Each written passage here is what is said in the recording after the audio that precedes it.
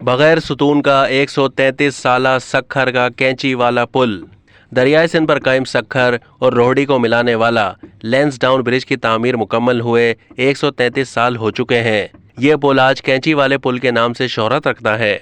इस पुल का नक्शा बनाने और तामीरात का काम करने वाले माहिर इंजीनियर्स ने एक जानिब पुल का कोई सुतून तामीर नहीं किया। पाकिस्तान समेत दुनिया भर के सयाह जब सक्खर आते हैं तो वो एक तरफ से बगैर सुतून वाले खूबसूरत पुल का दिलकश नज़ारा ज़रूर देखते हैं, जबकि इसके साथ सुतून के आस्थान पर चढ़कर भी लुत्फ अंदोज होते हैं।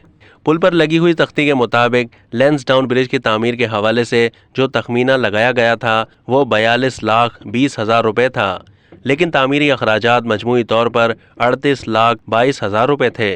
1883 में पुल का संगे बुनियाद रखा गया और बैरून मुमालिक से पुल का सामान गार्डर वगैरह वक्त पर नामौसूल होने की वजह से 1887 तक काम मौखर रहकर 27 मार्च 1889 में मुकम्मल हुआ।